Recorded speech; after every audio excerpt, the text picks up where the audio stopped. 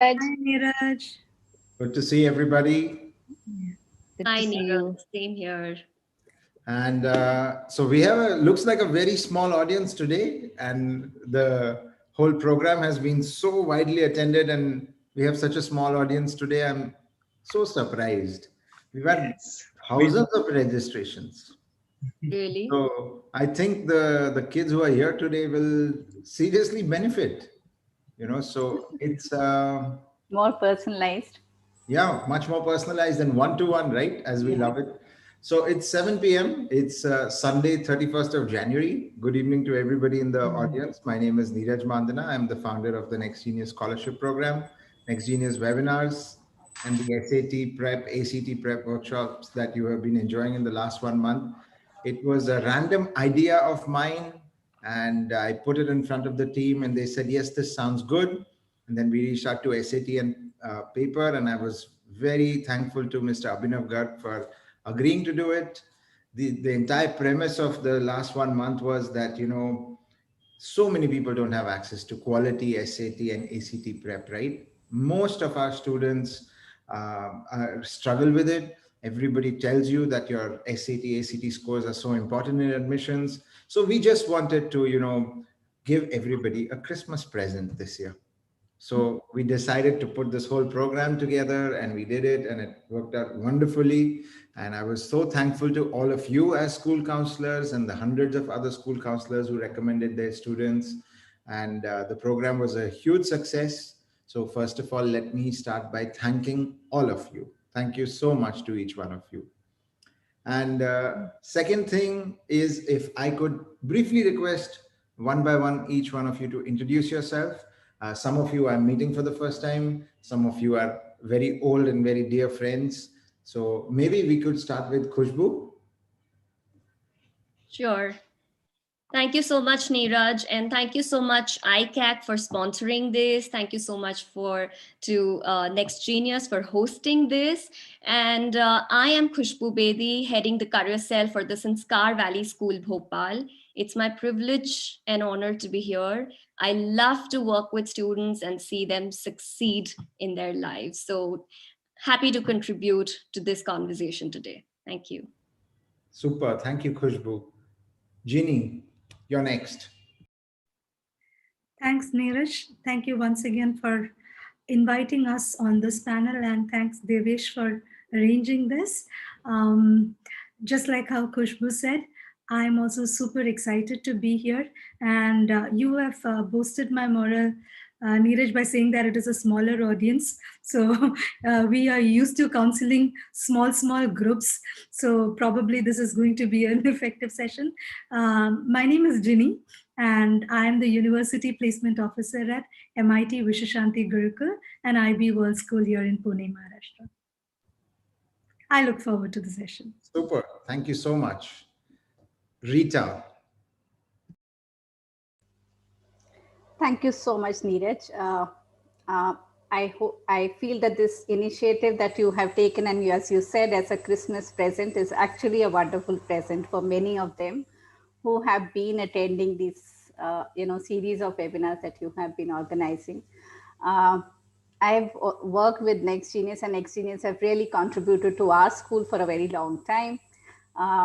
So I really appreciate the kind of effort that you are doing, and I'm sure it is adding a lot of value for every student who's been benefiting from it during the session or maybe after the session. So with that, I'm very happy to be here. My name is Rita Balachandran, and I'm a career counselor at JBCN International School at Borivali. And I really look forward to being here in any way that we can contribute and add value to the learning of the student. It is always a pleasure to do that. Thank you so much. Thank you so much, Rita, for being here. And last but not the least, Shilpa Gupta. Yeah. Hi, everybody. So I'm Shilpa, like Neeraj just said. But yes, I mean, I just want to echo what everybody has said and want to extend what Rita said, that Next Genius has really changed lives of a lot of children. And that includes my daughter. Okay, so my daughter was a Next Genius full tuition scholar at Union College 4 years back. She's about to graduate this year. And I can totally attest to the fact that Rita just said, that Next Genius is really changing lives. So thank you, Neeraj, for organizing this.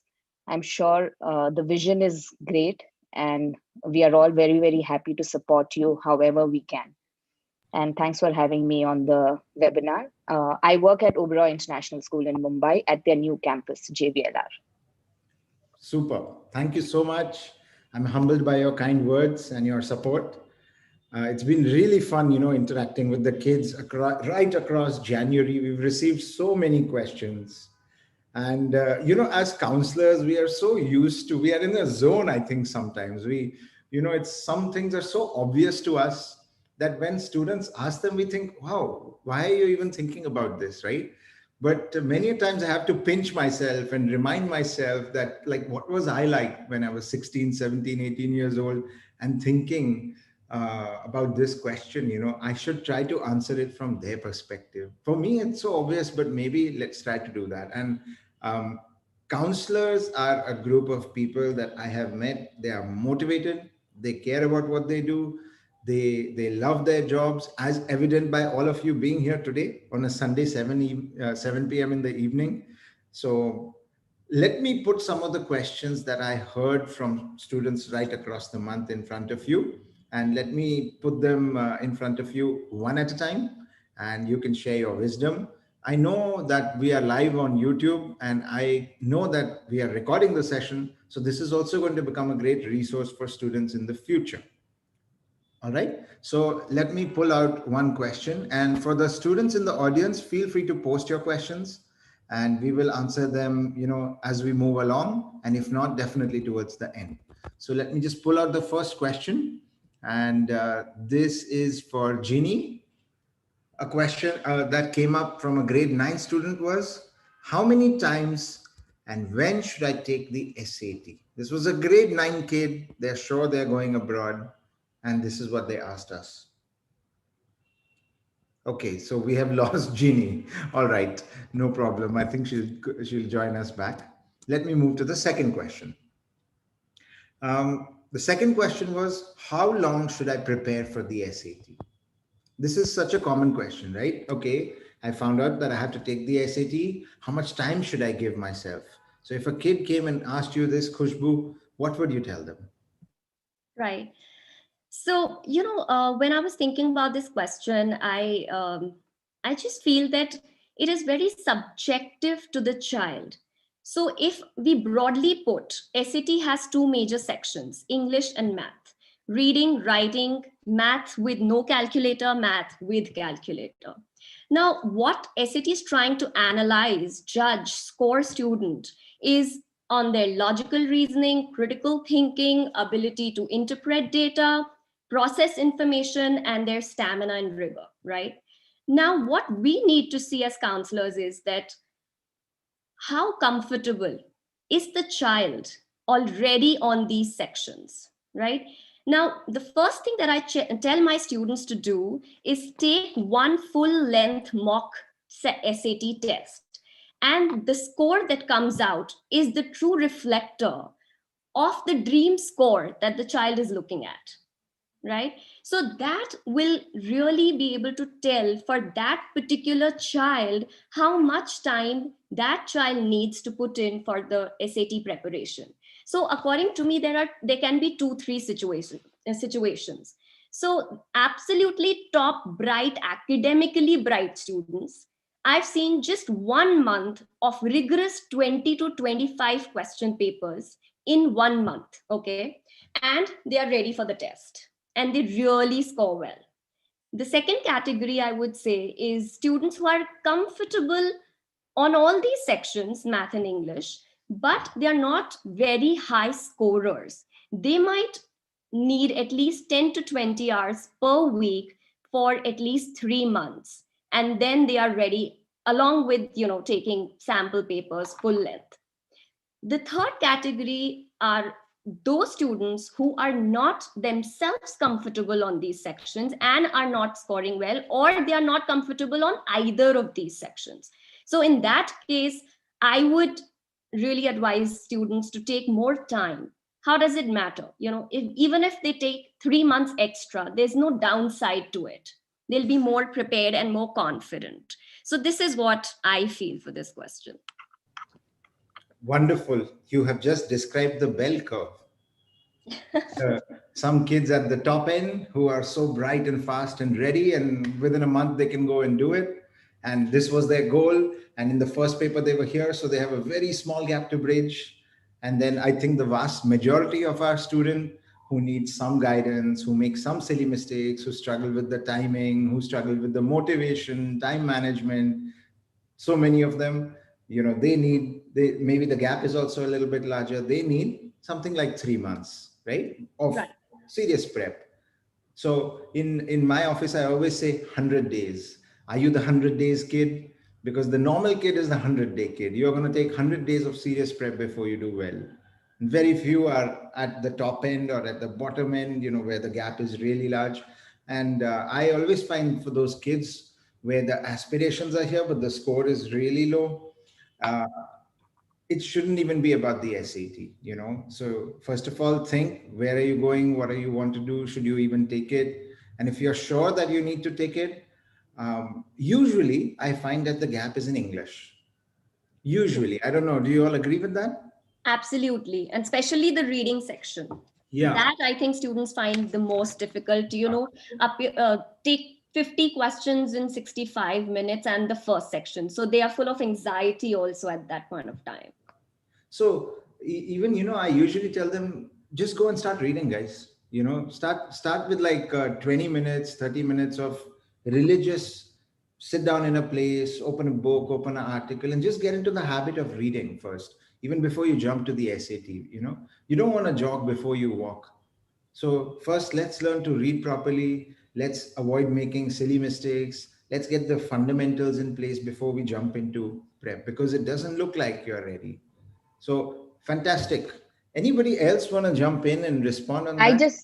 I just want to chime in on what you said, Neeraj. So oftentimes when we meet parents and students in grade 9, they jump to the question, when do I take the SAT? And my answer to them is that start reading, and then we'll decide when to take the SAT. Because like you said, Indians don't score very well on the reading section. And the only reason they don't score is because they're not good readers, right? So we need to develop that skill, and that can only happen if they read it. That's a skill that cannot happen in 100 days or overnight.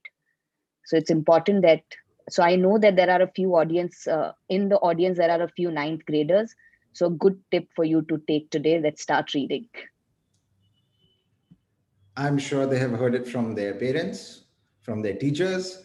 Now they're hearing it from their counselors. Oh my God, where is the time? Life is tough. Super. It's great to have Jenny back in the room. I think you got disconnected there. So the first question I put forward was for you. Let me repeat it again. It's a grade 9 kid asked us during this month, how many times and when should I take the SAT? So Shilpa answered a little bit of it, but we'd love to hear your comments. Thank you. And I apologize for the technical glitch there. Normally, when students are, how many times we take it, what is the perfect number? I say there is no other perfect number of taking the test than getting the desired score. Having said that, normally what universities would look at or prefer to have is a 1 score report wherein you exhibit a decent score. If that doesn't work and you are falling short of, say, between 100, that is something that I say, maybe a second attempt. Worst case scenario, the third attempt, but third attempt is not what we generally recommend. So yes, the best attempt is when you have the score that you desire the target score for your dream university, but try to keep it limited to a maximum of 2. And if under unavoidable circumstances, a third time, but children, trust me, the third time is not recommended as much. So if I can just take 1 more minute and say, start like how all the counselors here have said, start preparing, do as many as of practice questions, and when you are ready for it, just try to attempt once. And that is also recommended to take it in your junior year of high school. Thank you, Jenny. Interesting response. Anybody else have anything to add on top of what she has said? Anything different? I just want to talk about the statistics. So if you take a third attempt and you look at the statistics, you will not see a change of more than 30 to 50 points anyways. I mean, that is also on the higher side. Usually it's an average of 20. So do you really want to take the third attempt with just a raise of 20 points? You know? Yeah, I also want to chime in and say that a lot of these universities, they also want to see the scores of the child in all their SAT attempts, right? So that also somewhere is questionable, that why so many attempts, and then the consistency. Are you really able to perform the best on both the sections on each test, or it's dwindling? So yeah, definitely with Ginny and Shilpa, that 2 attempts are just a good benchmark. My experience, it's, typically early grade 11 is a fantastic time to take it. Uh, Very rarely do I see a kid younger than that take it, and that's for some special reasons, maybe a summer program or a scholarship that they're applying to, etc. Um, but there are some kids I have who take it in early grade 12. And these are kids that we were not very confident that they would have done well in early 11. There's so much pressure on them because all their friends are taking it, everybody's taking it, then they find out somebody else has a great score. Now I'm worried what's going to happen to me. For those kids, who find themselves in that situation, I would say don't worry. It's not where you start that matters, it's where you end that matters. So if in the end, at the time of submitting the application, you have a great score that makes you happy and comfortable, good, bravo. Don't hurry. Okay, find your comfort with the test. And I completely agree with everybody here, don't keep doing it again and again. Like, nobody is interested in a kid who says, yeah, I've taken it 5 times, I'm perfecting it. Just quality over quantity. Work on yourself, do well in practice. When you're very sure, go and take it. A sweet spot is early 11, but not everybody is going to hit that sweet spot, right? One size does not fit all. So find your rhythm. Don't do it more than twice normally, and find out when is the right time for you. Early 11, mid 11, early 12. Definitely don't leave it right till the end, right? We have all seen that kid who shows up in December and says, I'm going to apply to the US and I think I'm taking the SAT next week, right? So try to avoid that. Super. Neeraj, I'll just add one point here. It's also about for a lot of people, it's an attitude. Like the way we say that, okay, your boards will happen once, and you have to go with your rigor and your full prep for your boards. So if you take your SAT also in the same stride, that I have to do it once, so you do a lot of early prep. And give your best shot. Yes, there can be still areas that you may want to, and then the second test matters. But if you go with that attitude in mind, that I have to give my best at the first shot, the way I do it for my 10th boards or my 12th boards, it's like the same kind of attitude that you can take for your SAT as well. Absolutely. Go fully prepared. I'd like to add, sorry, Neeraj, I'll also add one thing here, since the question came from a 9th grader. This is for the general information for students in grade 9. Now, if you are an American citizen, then yes, please try to take the PSAT. That is going to be advantageous. And follow it up with the SATs is another recommendation. Spot on. Thanks, Jeannie. So let's move to the next question. So another question that I see that has been asked across the month, and this is I would say the holy grail, right? What's a good SAT score? Every kid who thinks of taking the SAT or the ACT will ask you this. What's a good score, So Rita, if we can start with you and then move around the room. So Neeraj, I am a counselor, and we all are counselors here, and we work with a range of students. And we work with the way we were talking about a bell curve of your preparation and your number of times. The same is a bell curve with the students as well. So what a good score for one student can be an average score for another student. So I would say that, your good score, because SAT is like, one of your puzzle in that admission overall puzzle. It's just one piece there. So how you define your overall puzzle or your overall piece of, pieces together, uh, this is one component of it. But however, coming back to what a good score is, the day you define what your universities are and you figure out that this is what my, let's say, top 10 universities that I would like to apply to, or these are my top 5 universities, that's the time that you start going deeper in your research. And that's the time that you start looking at the average 50%. So, and once you have that middle score and you understand that this particular university looks at, this is the middle score for application, that's the time you also start understanding that what is a good score for me. And with lot of prep and your diagnostic, which you would have taken before, you would understand that, okay, how is the jump that is possible for me? So let's say a university, who's looking at a range of, let's say, 1350 to 1550, and you are looking at a range of maybe, 1450 or somewhere in the middle of that.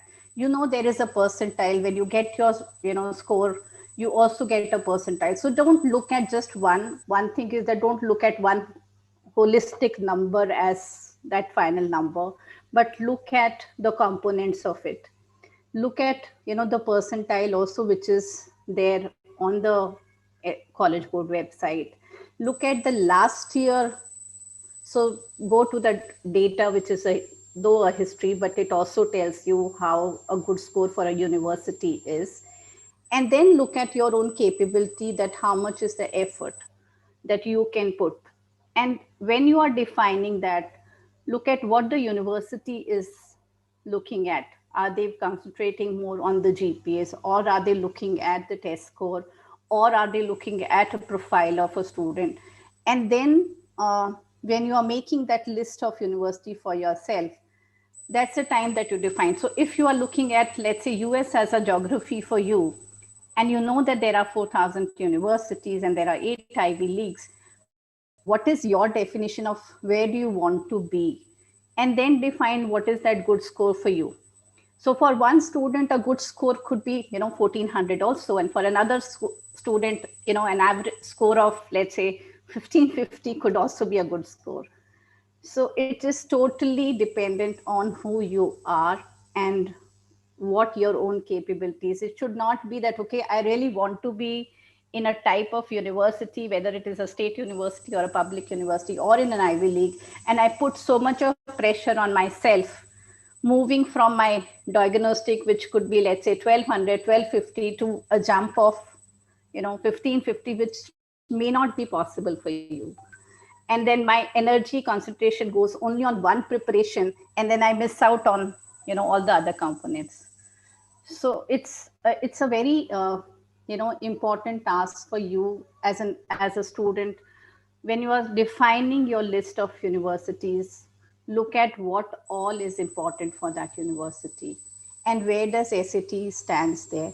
What is the average score? So go to the fact page of every university. You will definitely find what is the average that the university or your college is looking at. And looking at that component, look at where you are starting from. So your diagnostic will help you define whether you have the capability to reach that university average score. And then try and move, on the higher side of that average. So let's say the range is between 1350 to 1550. try to move, beyond that 1450, if that's what you can work upon. And then that may become as a good score, because that improves your chances of being there. So you're in the higher range of that percentile of students applying there. So I would say that the good score definitely is on you as an individual, and not a generic good score, which could be for everybody. True. Again, we continue the theme of one size does not fit all, and your message is find alignment. Find an alignment with your colleges, right? Know where you stand, know where you want to go, and discover that alignment. Anybody else have something to add on top of that?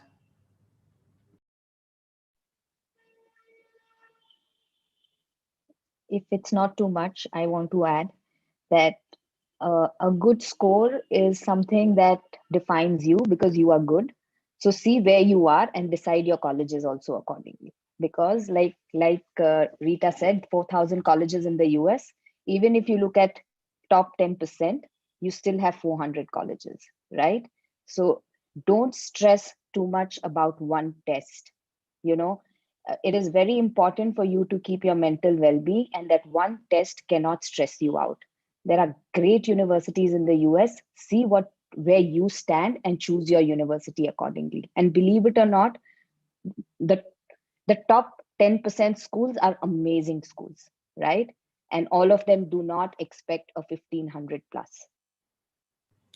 Shilpa, you have approached this as a counselor, you've approached this as an academic, you've approached it as a mother. What comes first, the chicken or the egg? Do I first take the test and see what I get and then choose my colleges? Or do I choose my colleges and then try to get that score? What would you say? Because like our kids, sometimes they're so confused and they're looking at us for guidance. So chicken or egg, Yeah. what comes first? What would you say? So Neeraj, tell me one thing. If I decide today, I have to get a 1550, right? And I don't have the caliber to get the 1550.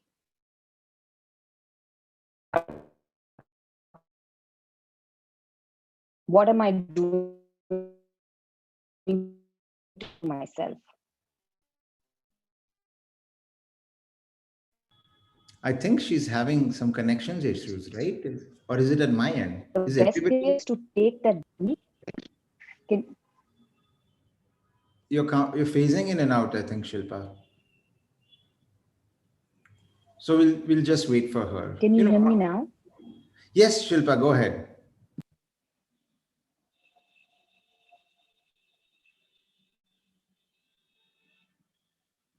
Can you hear me now? Yes, go ahead, Shilpa. Okay.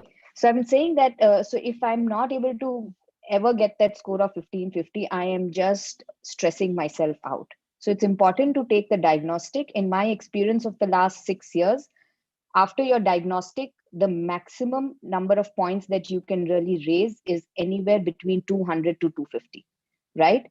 Anybody who does beyond 250 is a super genius or really did the diagnostic very badly. Okay. So that should be your soft spot. And then you decide, what are the kind of colleges you can look at. Wow, you guys are all so diplomatic, right? Because when a kid asks me this question, I'm like, 1600 is a good score. What's a good score? 1600 is a good score, right? I And then used to say that. I used to say that a lot, Neeraj. so, and then of course I do what Rita said. I just pull out the chart and I say, okay, this is the average for these colleges. Now, challenge yourself and see how much better you can do from your initial test. But if you ask me what's a good score, I'll say 1600 is a good score, or 1550 plus is a good score, right? But this is a very big dilemma for many kids, right? And this is one of the big things they keep thinking about, back and forth, back and forth. Do I choose the colleges based on the score, or do I get this other way around, etc., etc.? My experience is we keep having this conversation back and forth again and again, right? It's not a one time, you don't hit a home run on this one. You keep working at it. Cool. So let's move forward. Let me pull out the Even next before question. you move forward, I just want to add one more thing here. It is definitely a score to get into a university, but it is also a score which helps you understand how you will be performing in your first year of college. the skills which are tested are also an indicator of what you will be doing in the university. So when you have to go through your course and you have to, fulfill the requirement of the skills at that time, your grades that time also matters a lot. So if you, stretch yourself a lot with just one assessment or one test, in a college you will have lot of subjects to take care of. So that is also something which is, tested through SAT or ACT in terms of how you'll be performing. So you may get into a university, but you have to also cope up with the course that you have taken.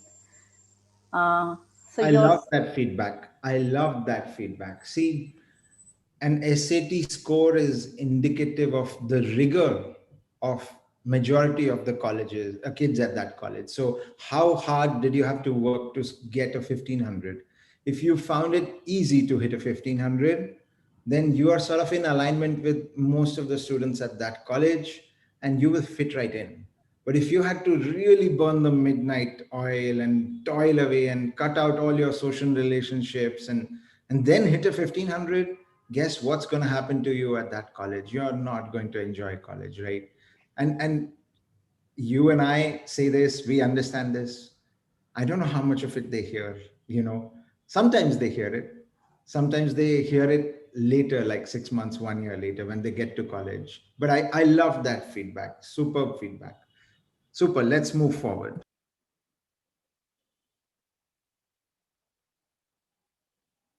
The next one is for Shilpa. And a kid, grade 11 kid, is asking us, is it better to do the SAT or the ACT? Do colleges prefer one or the other? Which one should I do? So to answer your second question first, colleges have no preference. Uh, so if you're applying to one of the universities or colleges in the US, they would look at SAT or ACT in a similar fashion. Having said that, if you're looking at Indian universities, I know ACT has not marketed yet at the Indian university front, but we are hoping that that will happen soon. But if you're also wishing to choose to submit your scores to Indian universities, then at the moment SAT, but for the US, both are valued equal. What was the first part? Which one is better to take, right? Should I take SAT? Should I take Yeah. ACT? I Okay. don't know. Okay. So to choose how to take SAT, ACT, the first thing is I would say take a diagnostic, right? If you can take a diagnostic of either and see which is the test you enjoyed doing better at and you scored better at. Now, in terms of the way both the tests are structured, SAT has fewer questions in more time. So you get more time to solve a question, whereas ACT is a fast paced test. So lesser time and more questions. The difficulty level of the questions is also relative, right? So the questions are relatively easier on the SAT, but you take a lot more time reading it. So if you feel you are a very quick reader and you can comprehend very quickly without the pressure of time, then ACT is a good test. Now, the other thing that you need to also consider that SAT has a component in math which is without calculator. So if you are not comfortable doing math problems without a calculator, then I think ACT is your go-to test. But all these things are against things that you can, I think, if you practice more, you can really overcome these barriers. So the best thing to do is take a diagnostic. The other thing is, I mean, I've heard that SAT wants to go online. I mean, you might have SAT tests happening online from the next year. But at the moment, till that doesn't happen, if you aren't comfortable with an online test, then SAT is a better test. Though I know that this 1 year of online classes has made each one of you an online guru and an online maestro on taking the tests. So I don't see that challenge. But I remember when ACT started its online testing, this was a huge barrier, which I'm hoping is no longer there. But hopefully SAT is also going to become online.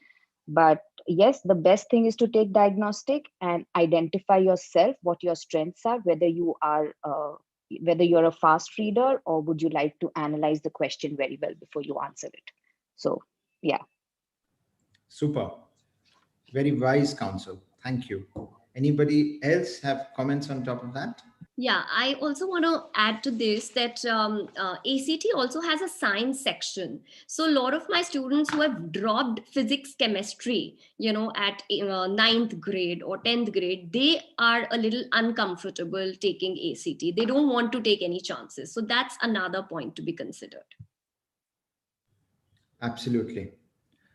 Just Yeah, go ahead, Jenny, go ahead. Just to see the other side of the coin, students who have an aptitude with sciences, go with ACT, you might end up scoring more. I usually just ask them, like, do you love problem solving or do you love working fast? Because if you love working fast, then maybe try the ACT diagnostic first. And if you like problem solving more, then maybe try the SAT diagnostic first, And I just simplified it down to that one question. But totally alignment with Shilpa that go take a diagnostic.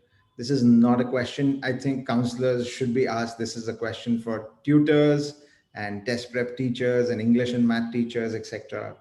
Let me also shamelessly promote SAT and paper at this point, uh, in the absence of Abhinav Garg, and they will do a free diagnostic test for you. And that is their commitment. They will always be free on the diagnostic front. So that's a great resource for all the kids out there. Go do it. It's very useful. It's how you feel about that test. When you were doing the SAT, did you feel comfortable? When you were doing the ACT, did you feel more comfortable? I think it's about how comfortable you feel with that test, or not just the IQ part, but the EQ part as well. I find that is one of the areas where the two tests are different, where people are different, and therefore they have to find their alignment. Super. Let's keep moving forward. And I know, looking at the time, we are coming to an end. So let me just ask a couple of more questions and then we'll wrap up.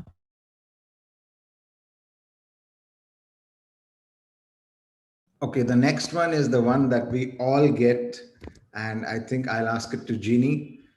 Is it possible to get into Ivy Leagues and other top US colleges with lower scores? Somebody is very much aspiring for Columbia, Brown, etc., but let's say they have a 1300 or something. So how do we respond to that? That's actually a good question. The first instinct that would come to me, like many of you would also agree, is if you are targeting the Ivy Leagues, aim for a good score, the perfect score, the 1600. Having said that, again, like how most of the counselors here have said, is only a part of the very big application process. It's just one component on which you're going to be assessed. Therefore, if you haven't hit the 90th percentile, do not lose hope. You can still apply to Ivy Leagues. I have known students who actually got qualified with 13, 20 and above. But that was because they had other components that supported their application. They had meaningful community services. They had awards and recognitions. So even with a 1320, is it possible to get into a consideration? But the reason that leagues, or for that matter, any of those top tier schools prefer a higher SAT score is to understand whether you have the aptitude to survive in a rigorous academic setting. So that is what they expect to see out of your score. So if you can show that through your standardized tests and also probably support it with your academic scores, children, there is hope. This is my personal opinion. Any other comments on top of that?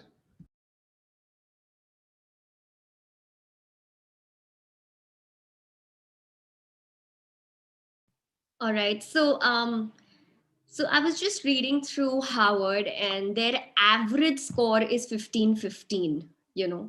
So it's just to give all the students a reflective of what you need to aim at to really be considered. But what Jeannie said, I totally agree with, that they evaluate your application holistically. So there is hope still, even if you have a low SAT scores, but you really need to compensate the low grades with something absolutely substantial, with something which is really special, out of this world, that they will consider you. Shilpa, you are a master at this. We would love to hear, Yeah. 1300. I was going to say first, but then I said, I think I'm talking too much. I should better shut up. But so here's the thing, children. I mean, not to open the Pandora's box, but we understand over 900 colleges and universities went test optional last year. And we see an equal number or very similar number becoming test optional for the coming batch.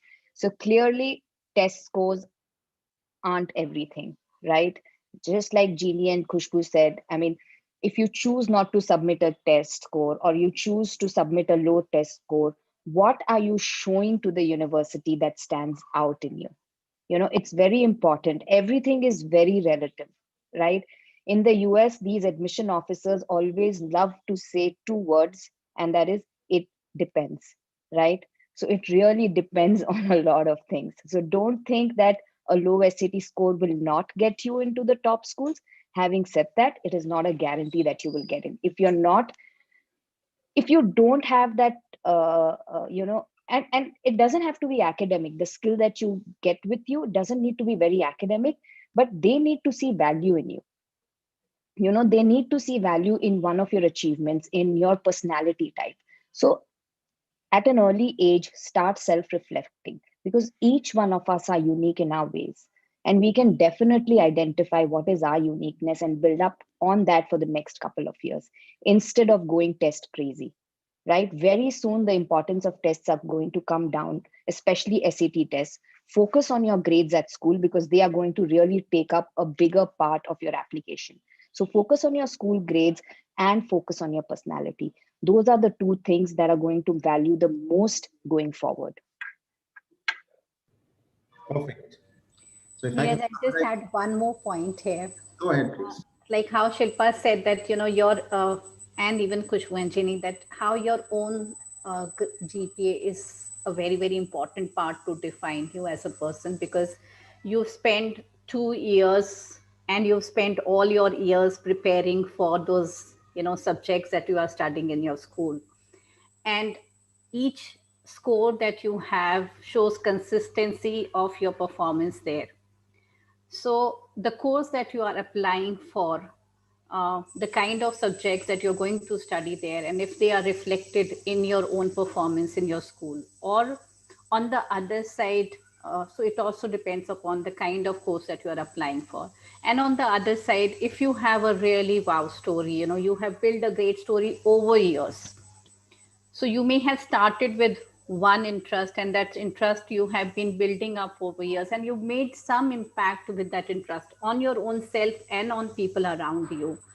I think that also makes a very strong individual, to who you are as a person when you're talking about yourself to your university. So it's all in perspective again, and coming back to, where it takes you and how it takes you. So look in totality to what you are as a person. And that's the best way I think we can conclude the session today, with the word holistic application, right? It's, what do you bring to the table? You may not bring a great SAT score for typically for our college. And even, me, I would break that 1300 or 1200 up. Like, what is the skew? Are you seriously skewed in one direction? I have seen students get into very much the top tier institutions around the world. Sometimes, they were athletes. Sometimes they were artists, musicians, actors, uh, filmmakers.